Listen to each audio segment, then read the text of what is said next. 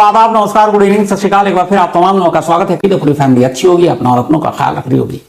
कई बार कहानी के दौरान मैंने आप लोगों के सामने ये जिक्र किया था कि कई ऐसे साइंटिफिक टेस्ट होते हैं जिसके जरिए किसी क्राइम को इन्वेस्टिगेट करने में या फिर उसको उसकी मंजिल तक पहुंचाने में मदद मिलती है, जैसे brain mapping, lie detector test. हालांकि अदालत में ये सबूत माने नहीं जाते, लेकिन फिर पुलिस क्यों कराती है? उसकी वजह ये होती है कि ब्रेन मैपिंग या फिर झूठ पकड़ने वाली मशीन के जरिए पुलिस कुछ उन चीजों को उस दिमाग से बाहर निकालना चाहती है, उसके दिल से, जो किसी सबूत तक पहुंचाने में मदद करते हैं, और ये पुलिस अक्सर करती रहती है। आज की जो कहानी है वो बड़ी अजीब कहानी इस मायने में है कि पहले तो यह कि एक पति के ऊपर एक पुलिस ये इल्जाम लगाती है कि तुमने अपनी पत्नी का कत्ल किया। ठीक है, ऐसे हजारों केस हैं जिसमें हस्बैंड ने वाइफ का मर्डर किया है, मर्डर में वाइफ ने भी हस्बैंड का मर्डर किया। लेकिन जो दूसरा इल्जाम था वो ये था कि इस हस्बैंड ने अपनी वाइफ का सिर्फ मर्डर नहीं किया बल्कि रेप भी किया। हालांकि कानून ये कहता है कि अगर वाइफ कंप्लेन कर दे, उसकी मर्जी ना हो, तो उसके साथ की गई जबरदस्ती रेप की ही कैटेगरी में आता है, चाहे फिर वो हस्बैंड क्यों ना हो। लेकिन यहाँ ये बड़ा अजीब था कि शादी को इतने बरस हो गए, मतलब करीब 18 बरस से ज्यादा, और उसके बाद उस पति पर अपनी ही पत्नी का मर्डर और फिर रेप करने का इल्जाम लग रहा है। और फिर कैसे पुलिस एक क्लोजर रिपोर्ट दाखिल करती है। क्लोजर रिपोर्ट मतलब पुलिस को कोई सबूत नहीं मिला फिर बाद में, और उसने कहा भाई इस केस में कुछ नहीं बंद कर दो। और वही क्लोजर रिपोर्ट फिर कैसे सबूत पैदा करता है, और फिर कैसे पुलिस उस केस के अंजाम तक पहुंचती है।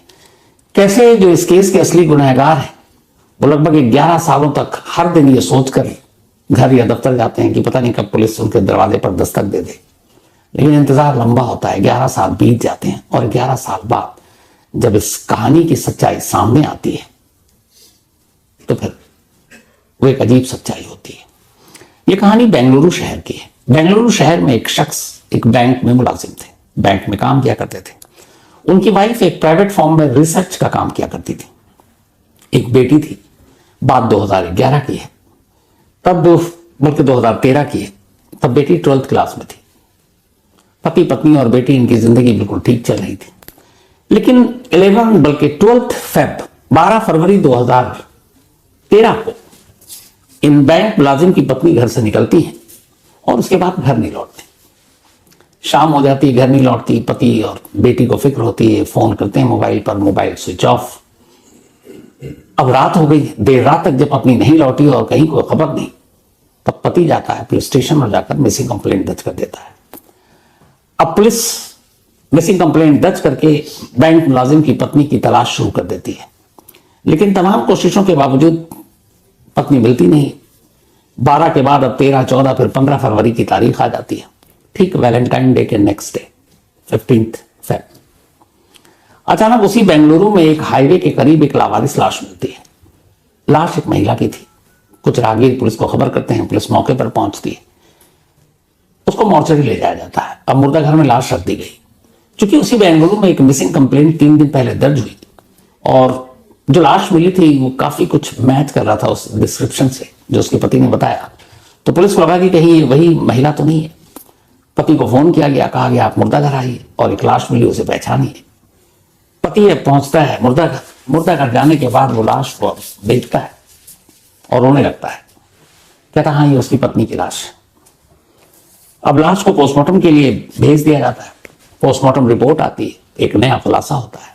पता चलता है कि इस महिला की गला घोंट कर हत्या की गई, कुछ जख्म के भी निशान है, किसी नुकीली चीज से मारा गया, और इस महिला के साथ रेप भी हुआ है, उसके साथ जबरदस्ती की गई। अब जबरदस्ती की गई और मर्डर, वो भी एक हाई प्रोफाइल केस एक तरह से, क्योंकि एक बैंक के अच्छे खासे अफसर की बीवी और वो भी रिसर्च कंपनी में काम करने वाली है। पुलिस केस की तफ्तीश शुरू करती है। धीरे धीरे वक्त बीतता है। 2013 का ये मामला था, 2015 आ गया, 2 साल हो गए। पुलिस को कोई क्लू ही नहीं मिला, कोई सबूत नहीं मिला। इधर पति बेचारा रोजाना पुलिस स्टेशन जाए, पूछताछ करे, कोई फायदा नहीं। अब जब 2 साल बीत गए और पुलिस को कोई सबूत नहीं मिला, तो फिर पुलिस को लगा कि कहीं ना कहीं ये सबूत घर के अंदर ही मिलेगा। और अब पुलिस को शक किसी और पर नहीं बल्कि उसी पत्नी के पति पर ही होने लगा। अब पुलिस उसे घंटों बुलाती पुलिस स्टेशन में, पूछताछ करती। अब चूंकि वो बाप बेटी अकेले रह गए थे, पत्नी की मौत हो गई, तो वो भी पुलिस स्टेशन क्या अकेले जाए, अपनी बेटी को साथ ले जाता। अब वो 12th की स्टूडेंट, पढ़ाई भी करनी है, वो बेचारी वही पुलिस स्टेशन के बेंच पर बैठ के अपनी स्टडी कर रही होती है और बाप 10-15 घंटे पुलिस वाले उससे पूछताछ कर रहे हैं, मेंटली टॉर्चर एक तरह से। ये सिलसिला कई दिनों तक पूछताछ का चला। उसके बाद मई 2015 इन पूछताछ के बाद पुलिस की एक टीम अब इस बैंक अफसर के घर पहुंचती है। वहां पहुंचने के बाद तलाशी लेती है, कई सैंपल उठाती है, नमूने उठाती है, अपने साथ फॉरेंसिक टीम को भी ले गई थी। 2 साल बाद जब वो महिला गायब हुई और लॉश मिली, उसके 2 साल के बाद अब वहां से बहुत सारी चीजें उठाते हैं, फॉरेंसिक वाले कई सैंपल ले जाते हैं। बाद में फॉरेंसिक की टीम पुलिस से कहती कि उन्होंने फ्लोर से कुछ जो सैंपल उठाए उसमें ब्लड स्टेन मिला, खून के निशान, और ये काफी पुराना है, 2 साल ऑलरेडी केस को हो चुका था। तो अब पुलिस जो है कहती है कि आप चेक कीजिए किसका ब्लड है। तो अब फिर फॉरेंसिक टेस्ट होता है, डीएनए सैंपल लिया जाता है और आखिर में रिपोर्ट आती है और पता चलता है कि ये ब्लड उसी गुमशुदा महिला की है, यानी बैंक अफसर की पत्नी की। अब घर के अंदर से ब्लड के निशान मिले, फॉरेंसिक रिपोर्ट मैच कर गई, पुलिस को लगा कि पति ही कातिल है। ऐसे में यही होता है। अब जैसे ही फॉरेंसिक रिपोर्ट आई और अब तक 2 साल में कोई और क्लू, कोई सबूत, कोई विटनेस, कोई गवाह तो मिला नहीं। बेंगलुरु पुलिस को लगा चलो यही अच्छा मौका है, सबूत मिल गया, ब्लड स्टेन घर के अंदर और उसी की पत्नी के, इसका मतलब कि कत्ल घर के अंदर ही हुआ था। और ये तय था कि जिस जगह से लाश मिली थी झाड़ियों में हाईवे पर, वो वहां पे लाश लाकर डंप किया गया, मतलब कत्ल कहीं और हुआ था। तो उसी महिला के घर से ब्लड स्टेन मिलने के बाद पुलिस ने तार जोड़ लिए कि इस महिला का कत्ल इसी घर में हुआ और लाश को ले जाकर हाईवे पर फेंका गया। अब घर में कत्ल हुआ तो कातिल कौन हो सकता सिवाय पति के। लिहाजा पुलिस ने मई 2015 में ही अपनी ही बीवी का कत्ल और रेप करने के इल्जाम में पति को गिरफ्तार कर लिया। पति को गिरफ्तार करने के बाद उससे पुलिस कस्टडी में पूछताछ हुई, फिर जुडिशियल कस्टडी में उसे जेल भेज दिया गया। अगले 73 डेज 73 दिन तक पति अब जेल में और पुलिस इधर बेफिक्र की चलो केस तो सुलझ गया।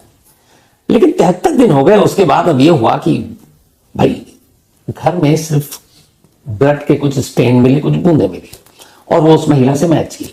इसके अलावा क्या सबूत है, मोटिव क्या है मर्डर का। दलील ये भी दी गई कि भाई एक कोई शख्स जब अपने घर पे रहता है, हम आप कोई भी, तो कई बार ऐसा होता है छोटी मोटी चोट लगती है, कई बार आप शेव कर रहे हो तो आपका कट जाता है, ब्लड गिरने लगता है। महिलाएं घर का काम कर रही हैं, सब्जी काट रही हैं, तो फिर कहीं चाकू से उंगली या कुछ कट जाता है तो ब्लड गिरने लगता है। ठोकर लग गई, चोट लग गई तो ब्लड गिर जाता है। तो क्या ये मुमकिन नहीं है कि उस घर के फ्लोर पे जो ब्लड मिला वो किसी ऐसी हादसे का छोटी मोटी चोट लगी हो? उस ब्लड स्टेन से ये कैसे आप प्रूव करोगे कि ये कत्ल के दौरान हुआ ब्लड था और कातिल पति है? क्योंकि उस खून के निशान के अलावा और कोई कड़ियां पति तक जाकर जुड़ ही नहीं रही। यही दलील कोर्ट में दी गई और पुलिस के पास इसके अलावा कोई सबूत नहीं कि फॉरेंसिक रिपोर्ट ब्लड पत्नी का है। अदालत को भी लगा केस हल्का है। आखिरकार 73 दिन के बाद पुलिस को मजबूरन कोर्ट में कहना पड़ा हमारे पास कोई और सबूत नहीं है और पति को अदालत ने छोड़ दिया। अब पति अदालत से बाहर आया, पुलिस ने कुछ दिन तक और खाना पूरी की। फिर पुलिस को भी लगा कि अब क्या करें, कुछ लीड मिल नहीं रहा है। इस दौरान में जब पति बाहर आया तो उसके बाद सीधे वो कर्नाटक हाईकोर्ट को मूव कर जाता है। कर्नाटक हाईकोर्ट जाने के बाद कहता है कि अब 3 साल हो गए मेरी पत्नी की गुमशुदगी को, उसके कत्ल को, लेकिन बेंगलुरु पुलिस अभी तक कातिल को नहीं ढूंढ पाई, उल्टा मुझे ही फंसा दिया। तो मैं कहता हूं कि असली कातिल को तलाश किया जाए, उसे सजा मिले और इस केस की जांच ढंग से हो। कर्नाटका हाईकोर्ट ने पति की फरियाद सुनी और फिर ऑर्डर दिया कि वहां की सीआईडी, क्रिमिनल इन्वेस्टिगेशन डिपार्टमेंट इस मामले की जांच करेगी। अब ये मामला सीआईडी को पहुंच गया। सीआईडी में मिस्टर बाबू एमआर, ये इसके आईओ तैनात किए गए। अब उन्होंने तफ्तीश शुरू की। 3 साल बीत चुके हैं। 3 साल में तमाम सबूत, सारी चीजें तो अब धुंधा चुकी हैं, लेकिन कोर्ट का ऑर्डर था, तफ्तीश शुरू हुई। तफ्तीश करते रहे, लेकिन कई महीनों की तफ्तीश के बाद एक भी सुराग हाथ नहीं लगा। अब सीआईडी ने भी हाथ खड़े कर लिए। उसने कहा कि इस केस में कुछ है नहीं, तो भाई अदालत में क्लोजर रिपोर्ट दाखिल कर देते हैं। तो जितनी भी गवाहियां हुई थी, जितनी भी पूछताछ हुई थी, जो भी जिन लोगों से, उन सबके वो केस में फाइल बनाकर, और आखिर में जो पुलिस थी सीआईडी, उसने कोर्ट में ये क्लोजर रिपोर्ट दाखिल कर दी कि हम इस केस की असलियत तक नहीं पहुंच पाए, हमें नहीं पता कि कातिल कौन है। अब ये सारी चीजें पहुंच गई, कोर्ट में क्लोजर रिपोर्ट है, कोर्ट को अभी फैसला लेना है। लेकिन इसी दौरान एक बड़े पुलिस अफसर की नजर उस क्लोजर रिपोर्ट पर पड़ती है, जो सीआईडी के बॉस है, टॉप बॉस। अब उन्हें पता है कि अर्जी कोर्ट में दे दी गई, इस केस को बंद कर दो, और वो क्लोजर रिपोर्ट पढ़ रहा है। क्लोजर रिपोर्ट पढ़ते पढ़ते अचानक एक फोन नंबर पर जाकर उनकी नजर टिकी, और उस फोन नंबर को जब उन्होंने देखा, और उस फोन नंबर और उसके आगे कुछ मैसेजेस के बारे में लिखा हुआ था, टाइमिंग, डेट, जब उन्होंने उसको देखा तो उनकी थोड़ी सी मतलब भवें तनी, और उन्हें लगा कि कुछ तो गड़बड़ है। सिर्फ एक फोन नंबर और कुछ मैसेज। अब क्लोजर रिपोर्ट अदालत में है, अदालत को फैसला लेना है। इधर टॉप बॉस जो है सीआईडी का, वो उस क्लोजर रिपोर्ट को पढ़ रहा है, और एक नंबर पर जाकर वो रुक गया। अपनी टीम को बुलाता है, आईओ को बुलाता है, और कहता है कि ये एक नंबर है, ये किसका है? कॉल डिटेल रिकॉर्ड चेक किया जाता है। अब तक उस नंबर को यूं ही छोड़ दिया गया था। अब जब उस कॉल डिटेल रिकॉर्ड को चेक किया गया तो पता चला कि एक मिस्टर मूर्ति हैं जिनका नंबर है, और मिस्टर मूर्ति उसी बैंक के एक्स मैनेजर थे जिस बैंक में इस लेडी के हस्बैंड काम किया करते थे। और तफ्तीश की गई तो पता चला कि मूर्ति का इस मैनेजर और उसकी गुमशुदा या मर चुकी वाइफ के साथ फैमिली फ्रेंड टाइप का एक रिश्ता था। अब जब ये सारी चीजें सामने आई तब टॉप बॉस ने अपनी टीम को बताया कि ध्यान से देखो, तुम जिस 12 फरवरी 2013 को वो लेडी गायब हुई, उसी 12 फरवरी 2013 को मूर्ति ने, जो बैंक का एक्स मैनेजर है, 7 कॉल और कई मैसेजेस एक नंबर पर किया। और जिस नंबर पर वो किया, ये सारी चीजें तो तक थी, लेकिन ये इससे आगे नहीं हुआ कि जिस एक नंबर पर उसने एक ही दिन में उसी वक्त 7 कॉल और मैसेजेस किए, जिस फोन नंबर पर किया, वो फोन नंबर किसका था और वो उस वक्त कहां था, ये कड़ियां मिसिंग थी। एडीजी ने कहा कि अब इस केस में तो कुछ रखा नहीं है, लेकिन ये चूंकि उसी सेम डे का जिस दिन वो लेडी गायब हुई, और इस मूर्ति के मोबाइल की जो हिस्ट्री बता रही है वो ये बता रही है कि जिस दिन इसने ये 7 कॉल किए बैक टू बैक और मैसेज किए, उससे पहले उस नंबर पर उसने कभी फ्रिक्वेंटली इतनी बात ही नहीं की, न मैसेजेस किए। तो वारदात वाले ही दिन ऐसा क्यों? ये अनयूजुअल था। तो अब पुलिस को लगा कि चलो एक सिरा मिला पकड़ते हैं। तो मूर्ति ने जिस नंबर पर ये मैसेज और कॉल किए, अब उस नंबर को निकाला गया, फिर उस नंबर की डिटेल निकाली गई, उसकी कॉल डिटेल रिकॉर्ड निकाली गई। जब वो कॉल डिटेल रिकॉर्ड निकली तो पुलिस की आंखें खुली की खुली रह गई। पता चला कि मूर्ति ने जिस शख्स को ये फोन और मैसेज किया था, उस दिन उस वक्त उस शख्स का लोकेशन सेम वही हाईवे की झाड़ियां थी जहां से उस लेडी की लाश मिली थी। अब एक एक्स बैंक मैनेजर, वो उस गुम या डेड लेडी का फैमिली फ्रेंड, और सेम डे 7 कॉल और मैसेज, और उस मैसेज और मोबाइल का जिसको उसने किया उसका लोकेशन वो जगह जहां से लाश बरामद हुई, कड़ियां जुड़ रही थी। अब पुलिस ने कहा कि यहां तक तो कड़ियां जुड़ गई, अब वो शख्स कौन है जिसको गुरुमूर्ति ने फोन किया? क्योंकि अब पुलिस यहां पे बड़े संभल के कदम रख रही थी। सिर्फ ब्लड स्टेन पर पति को उठा लिया, अब उसे लगा सिर्फ कॉल और मैसेज पे उठा लो, इत्तेफाक भी हो सकता है कि उसका लोकेशन वहां हाईवे है, तमाम लोग गुजरते हैं। तो उस शख्स को पहले चेक कर। तो पुलिस ने चेक किया तो पता चला जिसको 7 कॉल किया गया था, मैसेज किए गए थे, उसका नाम था दीपक चन्नप्पा।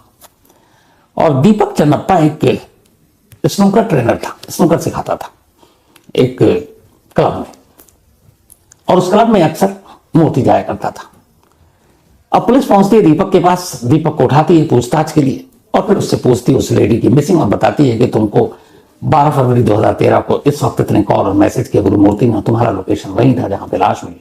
उसने वही कहानी सुनाई कि एक इत्तेफाक हो सकता है, मैं अक्सर उधर से गुजरता हूं, उस दिन भी गुजर रहा था, और इसके अलावा कोई पुलिस के पास सबूत भी नहीं। पुलिस ने उससे काफी पूछताछ की, लेकिन उसने कोई जवाब नहीं दिया ढंग का। तब पुलिस ने फैसला किया कि इसको झूठ पकड़ने वाली मशीन के आगे बिठाते हैं और इसकी ब्रेन मैपिंग करते हैं, ताकि इसके दिमाग में क्या है और दिल में क्या है और जुबान पे क्या है। अब इसके बाद पुलिस ने, उसे पता था अदालत पे तो ये माना नहीं जाएगा, लेकिन क्या पता कुछ और उगल जो होश में नहीं बोल रहा है। अब उसकी ब्रेन मैपिंग और लाई डिटेक्टर टेस्ट से उसको गुजारा गया। जैसे उसको गुजारा गया, वो अचानक पूरी कहानी बोल देता है जो होश में नहीं कह रहा था। वो कहता है कि उस लेडी का मर्डर और रेप मूर्ति ने किया, मैंने भी किया, लेकिन हमारे अलावा एक और शख्स है, और उसका नाम है हरिप्रसाद, हम तीनों ने किया। उसके बाद वो पूरी कहानी बता देता है। अब पहली बार पुलिस को उसकी जुबान से कहानी तो समझ में आ गई, लेकिन पुलिस को ये भी पता है कि जो बोल रहा है, जो बक रहा है, कोर्ट में तो माना नहीं जाएगा। अब उससे रिलेटेड एविडेंस और सबूत चाहिए। तो पुलिस हरिप्रसाद को ढूंढती है, हरिप्रसाद मिल जाता है। हरिप्रसाद को भी same brain mapping lie detector का टेस्ट से गुजारा जाता है। अब वो कहानी सुनाता है, वो इसके आगे की कहानी बताता है। वो कहता है साहब वो उस दिन ऐसा ऐसा हुआ, हम 3 लोग थे, तीनों ने मिलकर रेप किया, मर्डर किया, और उसके बाद जो मोती साहब की गाड़ी थी, ऑल्टो थी, उसकी पिछली सीट पर उस लेडी की बॉडी को ले जाकर मैंने हाईवे पर फेंक दिया था। अब यहां पुलिस को एक नया सबूत मिला कि एक ऑल्टो कार जिसके अंदर बॉडी रखी गई, ब्लड भी गिर रहा था, तो उस कार में से भी कुछ ऐसे स्टेन या सबूत मिल जाए जो काम आ सकते हैं। अब पुलिस पता करती है बड़ी खामोशी से कि वो ऑल्टो कार कहां है। बदनसीबी ये कि जब पुलिस को पता चलता है कि बल्कि इस इंसिडेंट के 2 महीने बाद ही गुरुमूर्ति ने वो कार बेच दी। अब किसको बेची, उस नए मालिक का पता किया जाता है। अब पुलिस उस नए मालिक तक पहुंचती है। अब ये भी डर था कि सेकंड हैंड गाड़ी खरीदी है, पता नहीं उसने अपने हिसाब से क्या क्या चेंज कराया होगा। लेकिन पुलिस पहुंची तो पुलिस का मुकद्दर ने साथ दिया। उस गाड़ी के सीट कवर जो थे वो 10 के 10 थे, खरीदने वाले ने बदला ही नहीं था। अब फॉरेंसिक की टीम पूरी गाड़ी की जांच करती है। बैक सीट पे जहां हरिप्रसाद ने कहा था कि लाश हमने रखी, तो उस सीट की खासतौर पर जांच की जाती है। और नसीब ये कि उसके स्टंट से जो पीछे की सीट था उस पर कुछ ब्लड के निशान मिले। अब उस ब्लड के निशान को भेजा गया फॉरेंसिक टेस्ट के लिए, और फिर उसका डीएनए मिलान कराया गया, तो पता चला ये उसी लेडी का है जिसका मर्डर और रेप हुआ था। अब पुलिस को एक कार के साथ एक पुख्ता सबूत, उससे पहले brain mapping, lie detector test के वो बयान, और उस बयान को कोलैबोरेट करते हुए, उस बयान की पुष्टि करते हुए ये ब्लड वाले सबूत मिले। अब इसके बाद पुलिस गुरुमूर्ति को उठाती है, अभी तक नहीं उठाया। अब उससे पूछताछ होती है।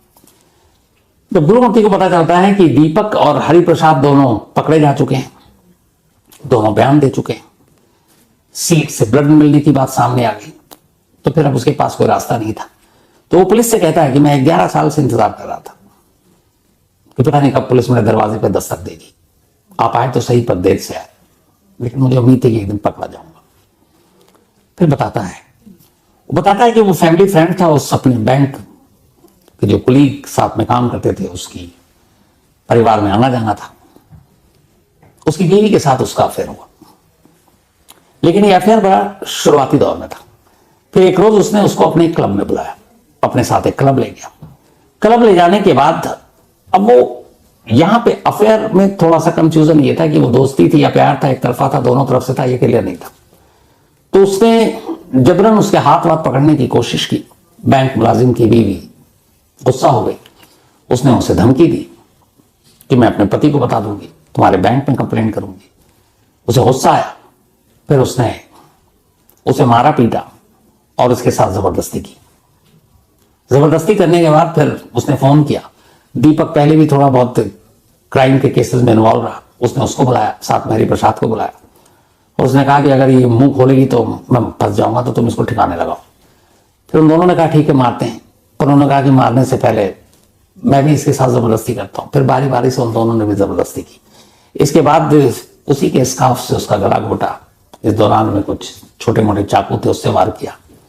जब उसकी मौत हो गई तो फिर गुरुमूर्ति ने अपनी कार की चाबी दी हरिप्रसाद को और कहा कि लाश को कहीं ले जाकर जंगल, झाड़ी या सुनसान जगह पर फेंका, और वो उसी रात 12 फरवरी के रात ले जाकर फेंकाता है। उसके बाद उसे पता था ये गाड़ी एक सबूत है, पढ़ा लिखा था बैंक मैनेजर। उसने कुछ दिनों बाद वो गाड़ी बेच दी, और इसके बाद अब तीनों बेफिक्र थे, लेकिन एक डर था कि कभी पुलिस आएगी। और उधर पुलिस शुरुआत में कुछ काम ही नहीं कर रही थी, और एक बेचारा पति जिसको अपनी ही पत्नी के रेप और मर्डर के केस में 73 दिनों तक जेल जाना पड़ा, अपनी सोसाइटी में, रिश्तेदारों में जब उसे पता चला अरेस्ट हुआ है, तो उसे बेइज्जती सहनी पड़ी। और वो लौट कर आता है, अदालत का दरवाजा खटखटाता है। अदालत के कहने पर यह केस रीओपन होता है, और सीआईडी के एक टॉप बॉस की नजर सिर्फ एक कॉल पर पड़ती है, और वो एक कॉल इस पूरे केस को खोल कर रख देता है। करीब 1300 पन्ने की चार्जशीट इस केस में अभी मई 2024 में दाखिल हो गई है। इसमें 3 अक्यूज्ड हैं, गुरुमूर्ति, दीपक और हरिप्रसाद। केस का ट्रायल शुरू हो चुका है। वो बेगुनाह पति जिसने क्या क्या झेला इस दौरान, उसकी बेटी ने जो कुछ झेला, अब इनकी एक ही मांग है कि इन तीनों को कम से कम सजाए मौत मिले।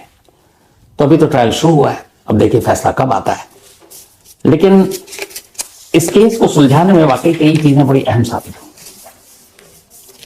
एक ब्रेन मैपिंग लाई डिटेक्टर, जो पुलिस वालों को पता था कि अदालत तो नहीं मानेगी, लेकिन उससे दूसरे सबूत और कड़ियां मिली, गाड़ी के सीट से वो सारी चीजें, और एक पति की 11 साल लंबी लड़ाई, और 11 साल बाद उसके माथे से वो दाग खुला।